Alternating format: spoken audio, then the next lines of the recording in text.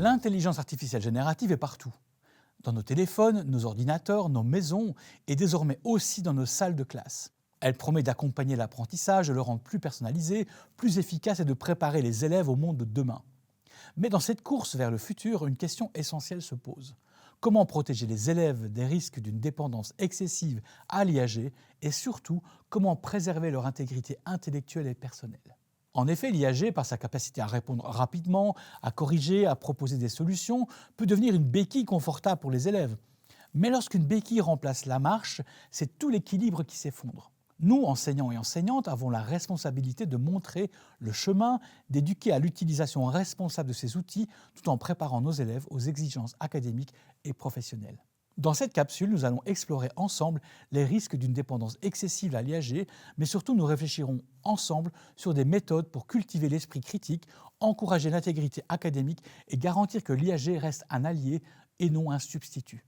Car au-delà des technologies, il s'agit de préparer des êtres humains capables de réflexion, d'analyse et d'autonomie, essentiels pour leur réussite future. Aujourd'hui, nous allons parler d'un enjeu majeur, la dépendance des élèves à l'IAG et aux distractions numériques. Nous savons que l'intelligence artificielle générative offre des réponses rapides et accessibles, mais à quel prix? Laisser les élèves s'appuyer sur elles sans encadrement, c'est prendre le risque de voir disparaître leur capacité de concentration, d'analyse et d'autonomie intellectuelle. Alors, comment pouvons-nous, en tant qu'enseignants ou enseignantes, inverser cette tendance et redonner aux élèves le goût de la réflexion et du travail personnel? La première clé, c'est de réintroduire des moments sans IAG. Trop souvent, les élèves cherchent immédiatement une réponse sans passer par l'effort de la réflexion. Une solution simple, imposer un premier temps de recherche ou de production sans l'aide de l'IAG, avant d'autoriser son usage pour améliorer et affiner le travail. Par exemple, en cours de français, demander aux élèves de rédiger une introduction seuls, puis leur permettre de comparer une version générée par l'IAG et d'expliquer ce qu'ils en retiennent. La deuxième clé, c'est d'éduquer à la gestion de l'attention. Nous savons tous et toutes à quel point les notifications et les écrans fragmentent la concentration.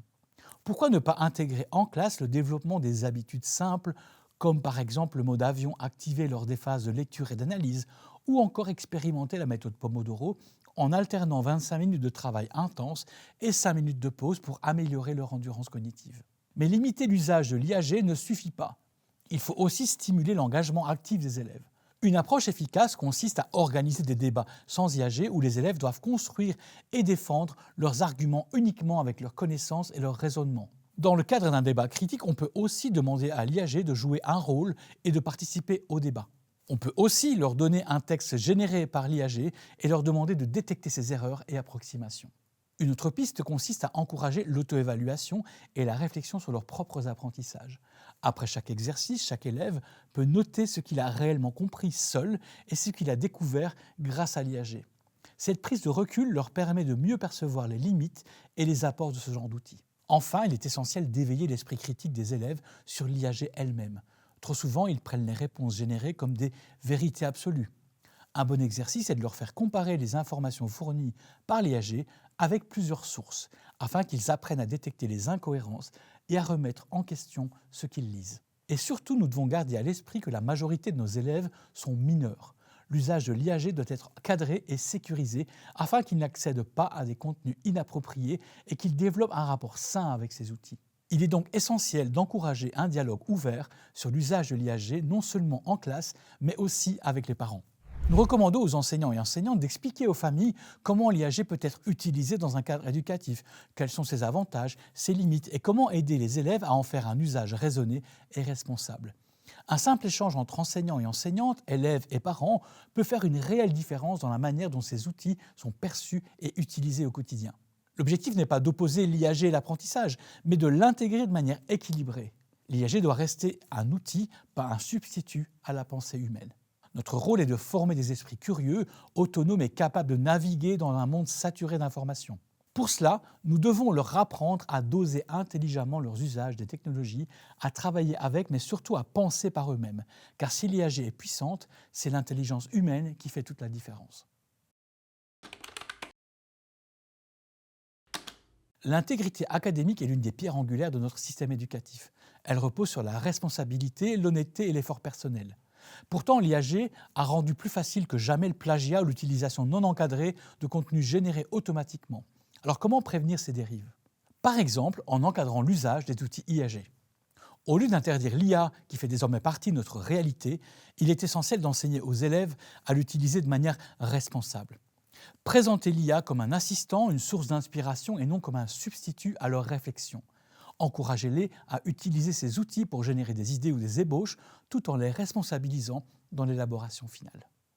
Ensuite, créer des espaces de discussion. Organiser des débats autour de l'éthique de l'IAG, des notions de plagiat et des conséquences d'un travail non authentique.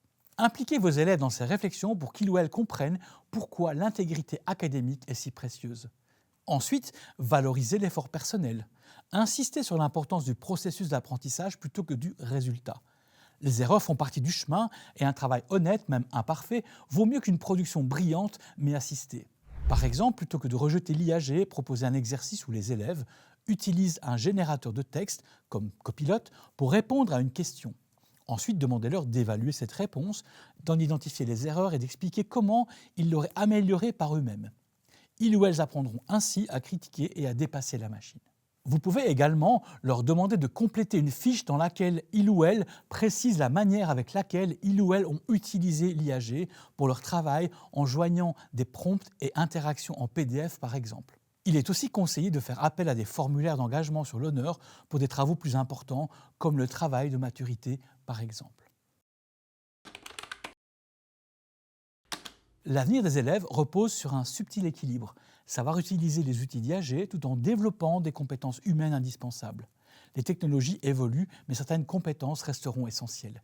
La créativité, la communication, la pensée critique et la capacité d'adaptation. Voici quelques méthodes concrètes qu'on peut appliquer en tant qu'enseignant ou enseignante. Tout d'abord, l'apprentissage par projet. Intégrer des projets où l'IAG joue un rôle complémentaire, mais où le travail final repose sur l'analyse et la créativité des élèves. Par exemple, dans un projet scientifique, utiliser l'IAG pour collecter des données, demander aux élèves de formuler leurs propres hypothèses et conclusions. Vous pouvez aussi proposer des exercices sans IA. Prévoyez des moments d'apprentissage déconnectés où les élèves écrivent, débattent ou résolvent des problèmes sans recours à la technologie. Cela les préparera aux examens et renforcera leur autonomie. Vous pouvez aussi valoriser les compétences orales et sociales en intégrant des présentations, des débats et des jeux de rôle pour que les élèves apprennent à structurer leurs pensées, à s'exprimer clairement et à interagir avec les autres. En complément, sensibilisez les élèves au monde professionnel de demain, où l'IAG sera omniprésente, mais où les compétences humaines feront la différence. Les entreprises chercheront des individus capables de collaborer, de résoudre des problèmes complexes et de proposer des idées originales. En intégrant l'IAG dans l'éducation, nous avons l'opportunité de façonner un avenir où la technologie sert l'humain et non l'inverse. Les risques d'une dépendance excessive à l'IAG sont réels, mais en tant qu'enseignant ou enseignante, nous avons les outils pour guider nos élèves vers une utilisation éthique et responsable. L'essentiel est de maintenir l'équilibre. Utiliser l'IAG comme un appui, un moyen d'élargir les horizons, tout en encourageant le développement des compétences personnelles indispensables pour réussir.